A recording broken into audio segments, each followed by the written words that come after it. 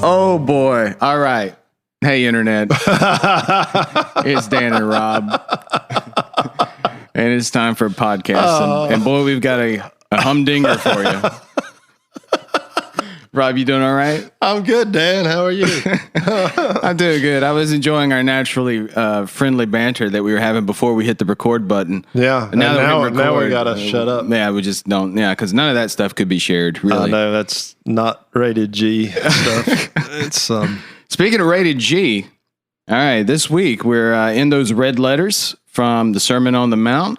We're touching on adultery and divorce this week. So, woohoo. Yeah, I know. And we'll just kind of roll with it, I guess. Well, I guess just to warm up a little bit, just a reminder that when we talk about the red letters, particularly the Sermon on the Mount, we're talking about this alternative society that Jesus is establishing in the world, inviting people into a new kind of government, what we call the kingdom of God, and it operates off of a totally different set of norms than the kingdoms of the world. Mm-hmm. And so Jesus is teaching us how to, as we said last time, to actually live in shalom and to experience wholeness and healing in our lives. And all of these teachings kind of revolve around that. The other thing that we keep emphasizing over and over again is that Jesus is not just giving us a new set of rules and regulations. In fact, he's not doing that at all. He is calling us into a transformational relationship so that what we end up doing on the outside is not like self-imposed from the outside. It's like growing up out from within us, so that it's a very natural part of the way that we do life in Christ. Well, and we've been calling these last few sections of the Sermon on the Mount, we've been calling them the hard sayings of Jesus.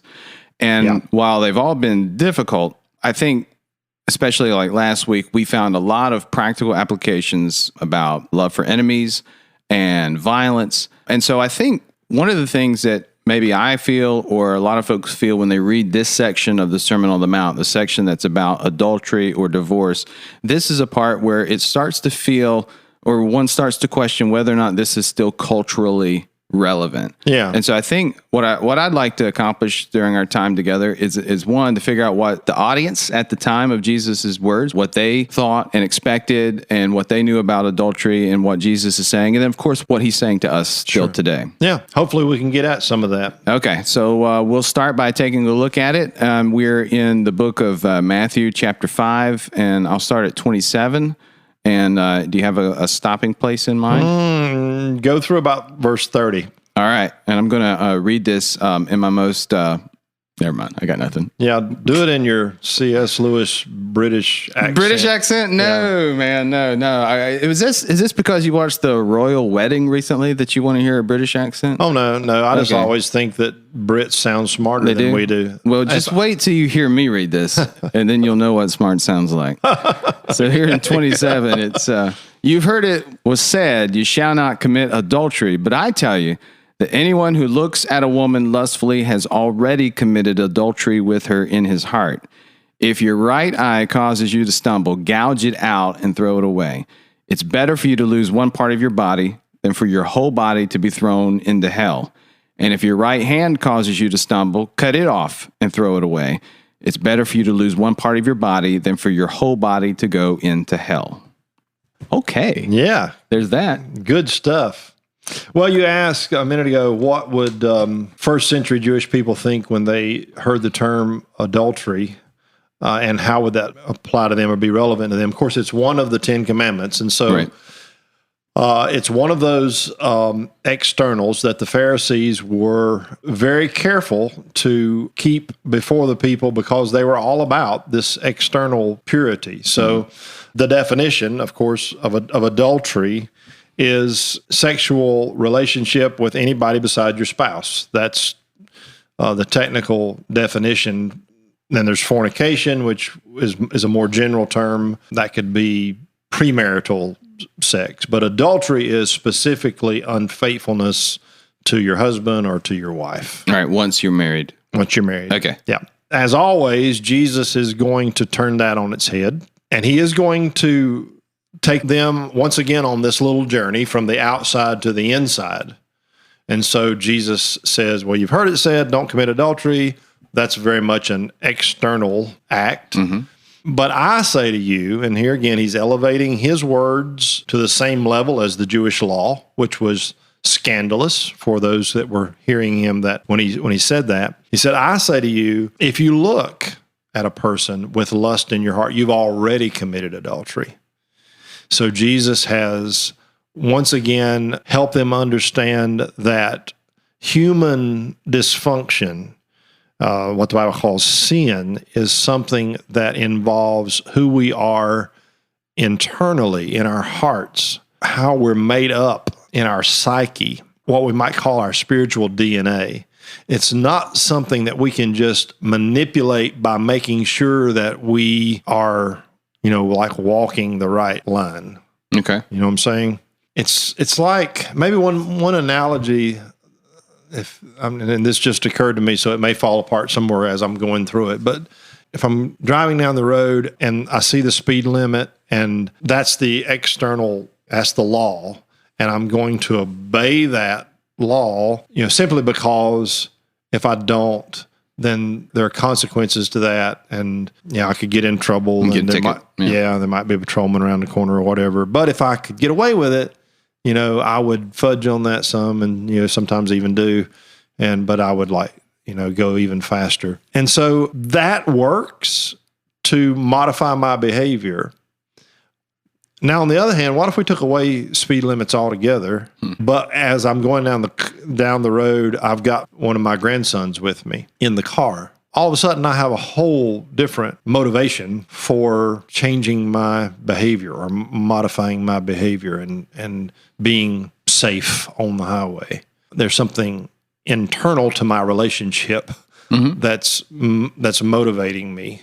Maybe that's a rough analogy, but Jesus is trying to get his followers and those who may become his followers to understand that what God is seeking, the creator of the universe, the animating force in the universe, wants human beings to be moved and motivated and animated by something more than some fear of that God force out there. He wants it to be motivated by who we're becoming internally and the love that we have for him and for one another, the two great commandments. Okay. Love God, love your neighbor. More of a positive sort of motivation or reinforcement, you might say like the carrot instead of the stick. Sure. In some ways. Something like that, yeah. To do it out of love, not out of fear of punishment or guilt. Yes.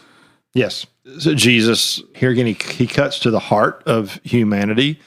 And he knows that there's more than one way to objectify another human being and to use another person for our own, in this case, sexual gratification.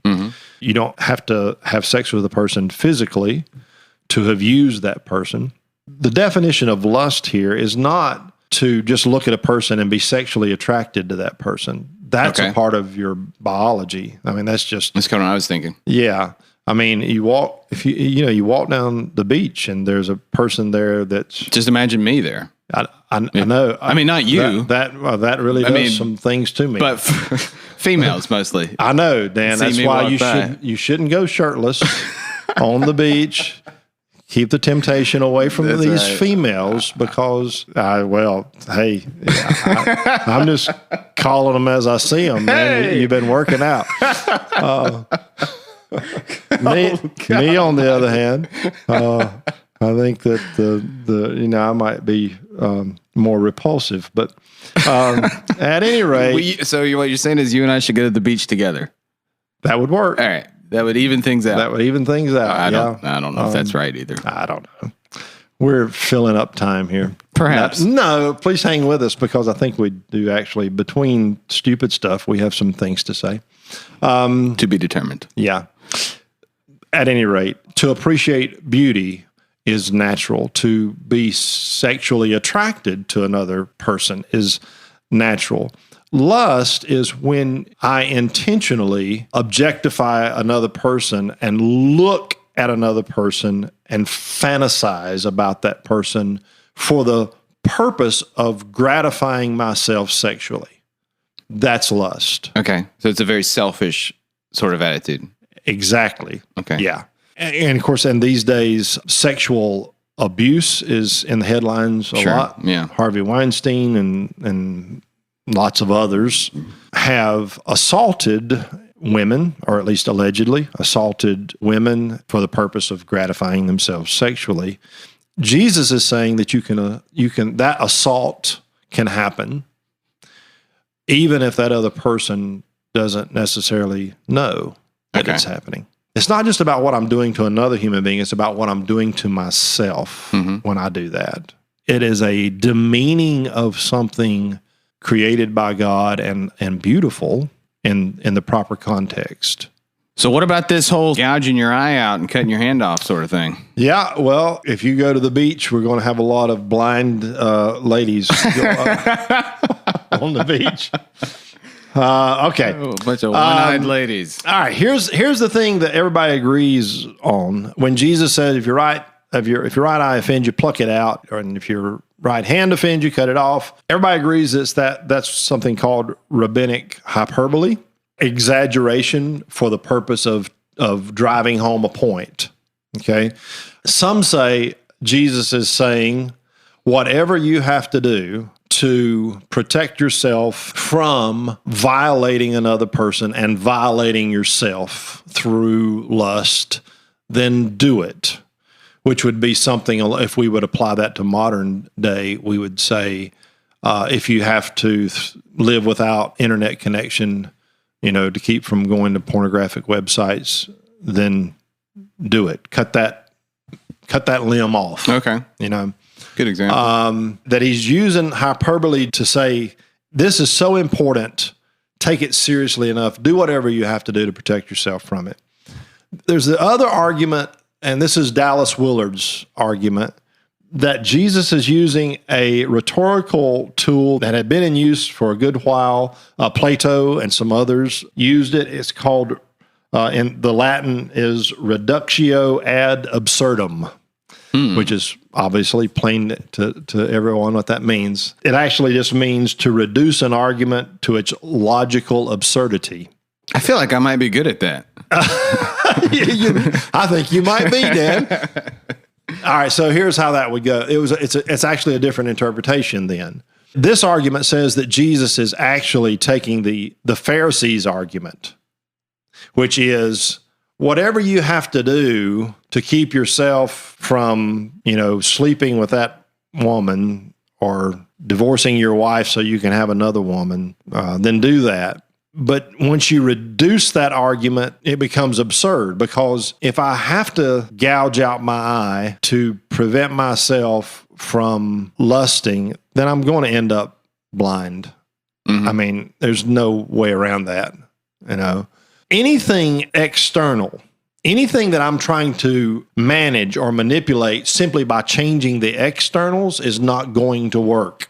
Okay. That's what this argument says. Jesus says you can gouge out both of your eyes, and you can still, in the eye of your mind, you can still lust. Gouge out your mind then. Yeah. I don't know. Cut your head off. You can do that. Don't do that. Folks Dallas Willard says that he says Jesus is not advocating cutting off body parts until you roll into heaven a bloody stump. That's pretty good. You just can't mutilate yourself enough to keep yourself from lusting if you are internally not being transformed. Yeah. Now, here again, Jesus is not legalistic, and he's not saying, if you slip into lust, then I'm gonna hate you and you can't get into heaven. That's not what this is about at all. Jesus is simply saying, if you really want the good life, if you really want shalom, if you really want peace, if you really want true gratification in life, you're not going to get there by indulging yourself, and you're not going to get there by trying to limit yourself simply through external means, more rules, more regulations, more laws. The Pharisees had already tried that, and it didn't work. Jesus said, come unto me, all you who labor and are heavy laden, and take my yoke upon you, and learn of me, because I'm meek and lowly, and you'll find rest for your souls. for my yoke is easy and my burden is light. Jesus is inviting us into a transforming relationship with him so that over time we're becoming the kind of people who reflect the heart of Jesus instead of reflecting the heart of brokenness and dysfunction. Gotcha. So he's trying to change our insides and changing it from this selfish kind of attitude to more of a selfless attitude. Is that safe to say? I think so. So then let's kind of talk about how cultures have changed, I guess, in 2,000 years or so.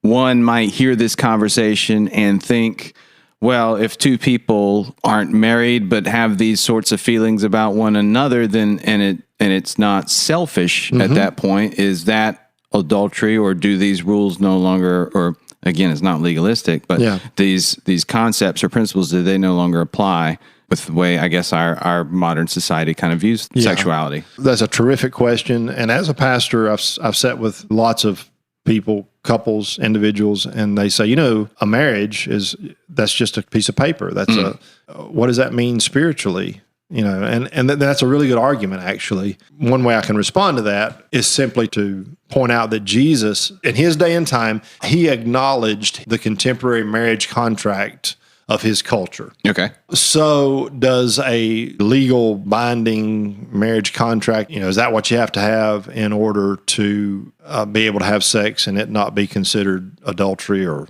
fornication or whatever?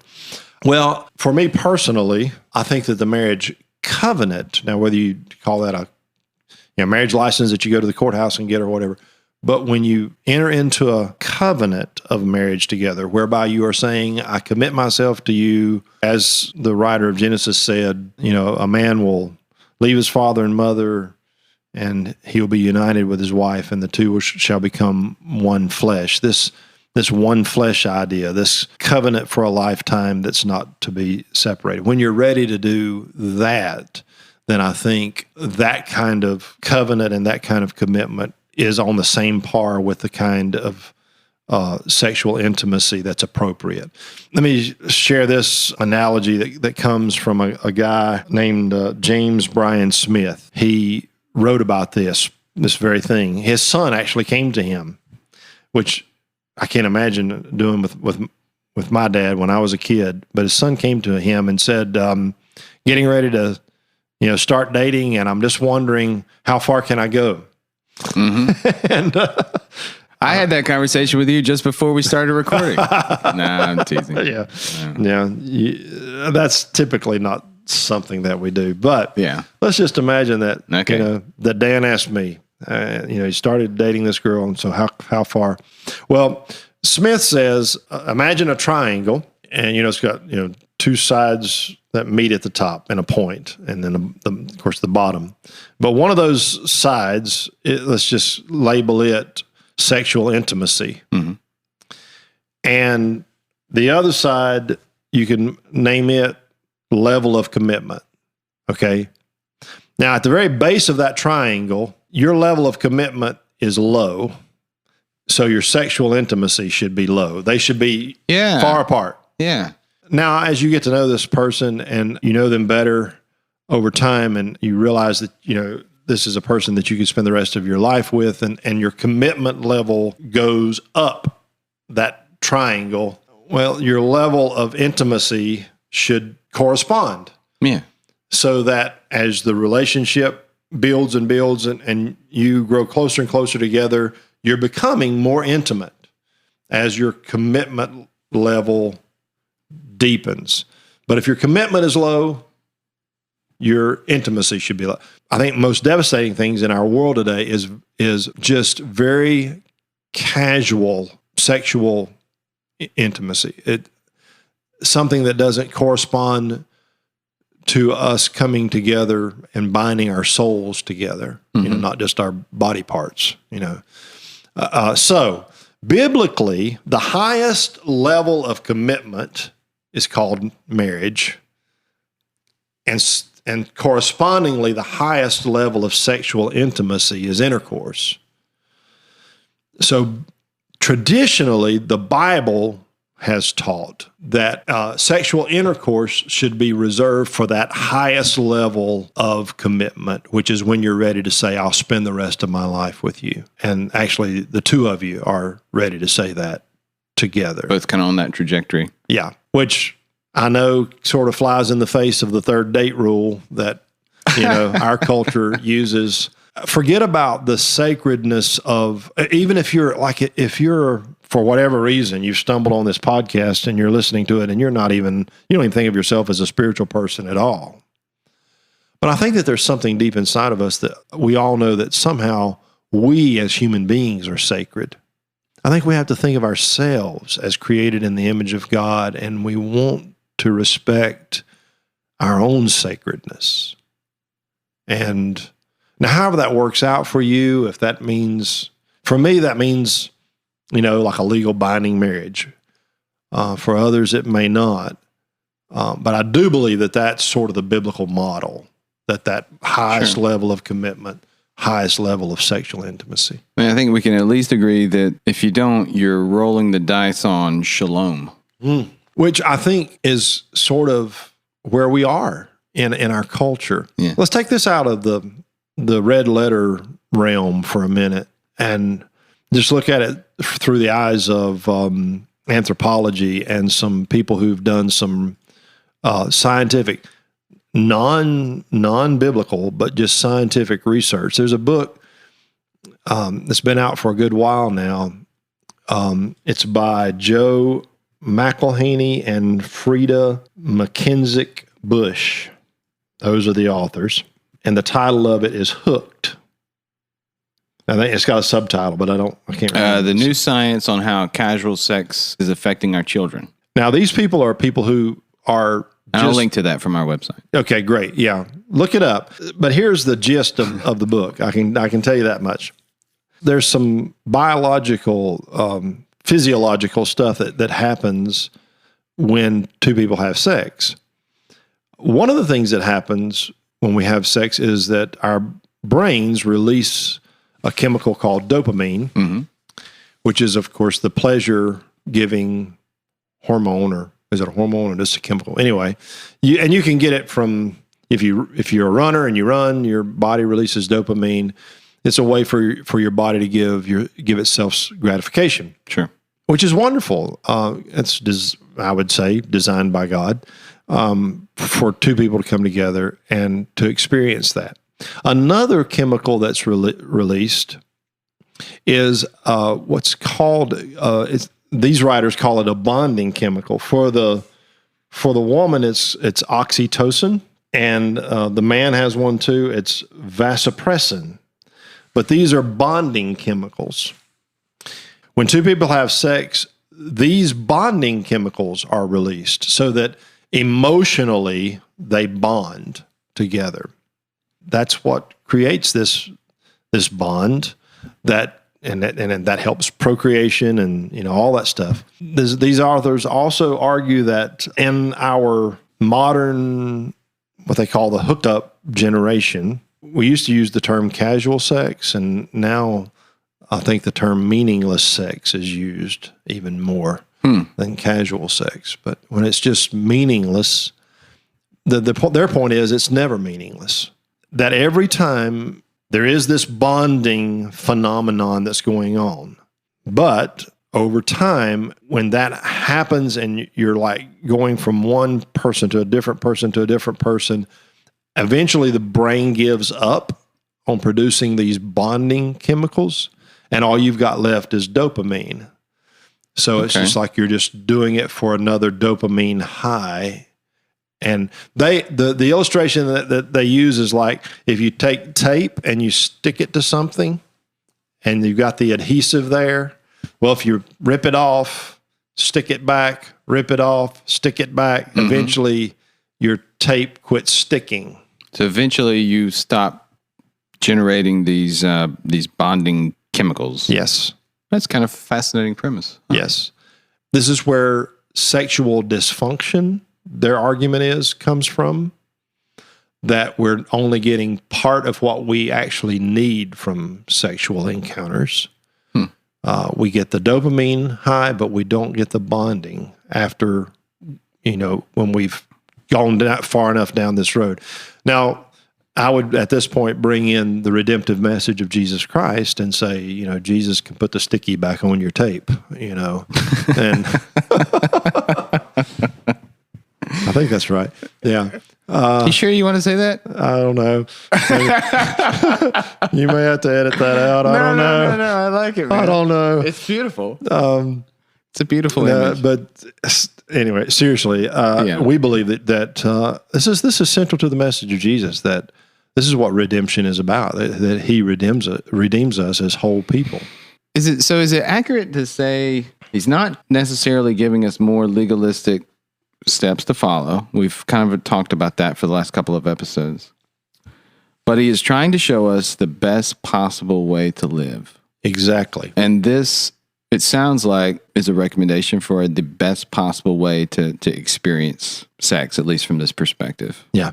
That best possible way can't be imposed on us from, externally. It does, and it requires a transformation.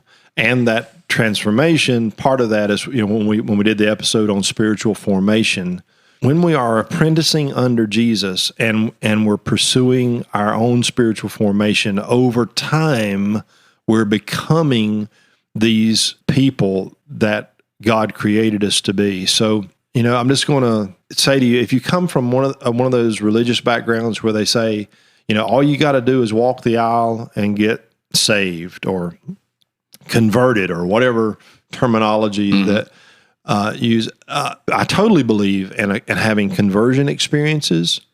I believe that that's the beginning of the journey. For Jesus, he told his disciples, come and follow me, walk with me, be transformed by me, by a relationship with me. And that takes time.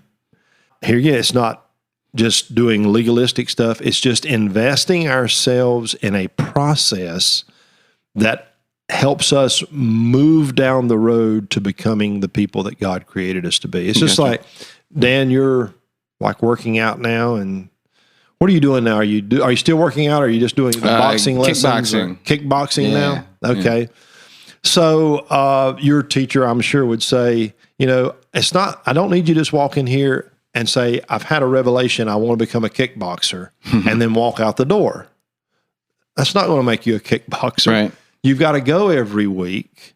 You've got to practice the disciplines so that you're becoming this person that you want to be. This Jean-Claude Van Damme-like figure. Is that what you're going for? Oh, no, I don't know. Oh, man. No, really. Well, I hope that works out for you. At any rate, this is what Jesus is inviting us into. He's inviting us to apprentice under him. Are we going to get into the divorce stuff? Real quickly, let's do the divorce thing. Okay. You want me to read it, or do you get something you to say? You read it, and I'm going to look up another passage. All right, so the next couple of verses say, it's been said that anyone who divorces his wife must give her a certificate of divorce. But I tell you that anyone who divorces his wife except for sexual immorality makes her the victim of adultery, and anyone who marries a divorced woman commits adultery. And Rob, I'll just tell you that growing up in kind of ultra-conservative faith traditions, that this is a verse that has been used to keep people from taking like leadership positions in the church, and you can't be a deacon because you've been divorced, and these sorts of things. So this is a passage that I feel like has become very legalistic. Yes, and abused. What are your thoughts on it? I agree, and it's been used to be abusive to other people. In our faith tradition, the saying goes, the divorce is the one unpardonable sin. Oh yeah, it's we can forgive you for anything else except that. So that's one reason that I wanted to touch on this. In the Jewish tradition, divorce was allowed, and Jesus is not ruling out divorce particularly when if you're in an abusive situation. And let me make this really, really clear. In fact, one of the Southern Baptist leaders spoke out a while back, and he said, you should be willing to live with a certain amount of abuse. I heard that. Yeah. You should never live with abuse. Right. You are created in God's image. Part of that means that to respect that image and is to respect yourself. And to protect yourself, and sometimes you have to separate yourself from toxic people. I take divorce very seriously. I think that they're only victims of divorce. It's never a good thing for either party. It's good for the lawyers. Good for the lawyers. Yeah. It's not something that please don't hear me, as being casual about it. As a pastor, I counsel people to work as hard on their marriages as they possibly can. But I'm just simply saying that that's not what Jesus is talking about here. He's not talking about when two people find that their paths in life simply cannot remain together for whatever reason. They're hurting one another to be together. Jesus is not saying you're bound together and you got to stay together for the rest of your life, even if you end up killing one another. That's not what Jesus is saying. Let me take you to another passage where he deals with something similar, the same topic. This is in same book of the Bible, Matthew chapter 19, verse 3. He said, some Pharisees came to him to test him, and they asked, is it lawful for a man to divorce his wife for any and every reason? That term, for any and every reason, that's probably not a great translation. It should probably just be for any reason. There was actually a term, we use the term no-fault divorce. Yeah. They use the term any reason divorce. Okay. And there were actually schools of thought. These are the reasons you could divorce, and these are the reasons that you couldn't. There was a rabbi named Hillel that he was probably one of the most liberal rabbis when it came to this idea of divorce. You could divorce your wife. Now, by the way, divorce was pretty much a one-sided affair in first century Judaism. A woman would not have divorced her husband. There were legal circumstances in Judaism whereby a woman could divorce her husband, but that would, practically speaking, never happen because immediately a divorced woman is reduced to either begging on the street or prostitution. Your sole source of income and sustenance came from your husband. So husbands were putting away their wives or divorcing their wives, and basically they were reducing them to that situation where they had to, go out on the street and beg or go into prostitution. And this Rabbi Hillel said, you can do that. You can, as long as you give her a certificate of divorce, just write it out on a napkin, and hand it to her. And you can do that for any reason. If she puts too much salt in your food, you can do that. If you see a woman that you prefer to her, then you can write a certificate of divorce and send your wife packing so that you can go have this other woman. Okay. That's that was one school of thought. Okay. There's another rabbi named Shammai.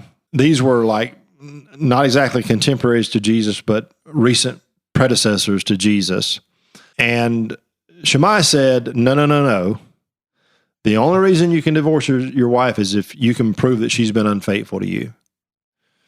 And so Jesus clearly takes the school of thought of Shammai. And that's what he means when he says, you've heard it said, give your wife writing a certificate of divorce. But I tell you, don't divorce your wife except for sexual immorality. This is what he says again in chapter 19. He says, haven't you read that at the beginning the Creator made them male and female and said, for this reason a man will leave his father and mother and be united to his wife, and the two will become one flesh. So they are no longer two, but one flesh. Therefore, what God has joined together, let no one separate. Jesus understood that divorce is chopping up two people who have become one. That's why divorce hurts so much. Yeah. And it should never be done lightly. And particularly, he rules out this popular thing that the men were doing, sitting down and, in the heat of the moment, when your wife burned the supper and said, here, I'm writing you a certificate of divorce, hit the bricks, And Jesus saying, no, that does not reflect the heart of God, and you cannot do that. So if you've been through divorce, please, don't look at that as something that is some kind of mark against you, the rest of your life. That's not what Jesus was getting at in this passage. Well, if it makes any difference, I've got one coming up in less than a month, probably. Yeah. My 1 year waiting period will be up just before Independence Day. Oh, wow. Believe it or not. Yeah. So as we have this conversation, it's not an easy one, and maybe that serves as an encouragement too. That even one of the voices that you're hearing on this podcast is kind of dealing with some of this too. So it's certainly an experience that has been. Whatever the opposite of shalom is. Sure. Yeah. And now shalom is kind of coming back as kind of forgiveness and acceptance and those sorts of things have taken its place of taking the place of anger and that sort of thing. But it's not a whole heck of a lot of fun. And hopefully, like you said, I'm glad that you said that, because I do believe that there are people who need to hear that encouraging word. That for one thing, the two people sitting at these mics are. We're flawed human beings, and we've been through stuff. We've been hurt. We don't sit in ivory towers or something and just dispense this kind of stuff without living some of it ourselves. And you certainly have lived through this. The other part is I'm glad you said that the shalom's coming back, and walking in this way of Christ, it truly is redemptive, and it truly is restorative. And that's why we keep putting this podcast out there. One reason is to hopefully bring that message of redemption and restoration to people who need it. Well, and I've needed it, and I've enjoyed those conversations. They certainly have helped me. What do we want to look at next time? Wow. Have you thought that far ahead? What? I've been so wrapped up in adultery that I hadn't even thought. It can take a lot of time. Really. Let's see. Where are we going? If we continue on the path through the rest of the Sermon on the Mount, which I enjoy it, and I hope that it's being helpful. When we get into the next section, Jesus is going to talk about the things that we do religiously, our religious observances, and here again we're juxtaposing this external stuff with the internal stuff. The religious leaders of Jesus' day were doing all the religious stuff, and it was all external. And so Jesus is talking about internalizing our spirituality, and so we'll get into some of that when we get to chapter 6. Okay, so this is something to look ahead to for upcoming episode. Just a reminder, the book that Rob referenced earlier is called Hooked: New Science on How Casual Sex is Affecting Our Children. An interesting read there. What else before we hit the stop button for tonight? I don't know. Don't you think this is enough? I think so. I want to encourage folks to share and subscribe to the podcast. Oh, yeah. But maybe, you can share like a different episode, maybe, if you didn't like this one too much. Oh, man, this is the one to share. This is it? Yeah. All right. So make sure you subscribe, iTunes, Stitcher, the TuneIn app, Google Play Music. Share this. Put a link on your Facebook or Twitter. Email this to somebody. Help us spread the word. We'd really appreciate that. Let us know what you think about this episode. You can contact us through our website, questioningchristianitypodcast.com. You can also find us on Facebook. I think that's it. We ready to hit the stop button? I think so. All right. I'm not going to do anything else. I'm just going to hit stop. Sounds good. Okay.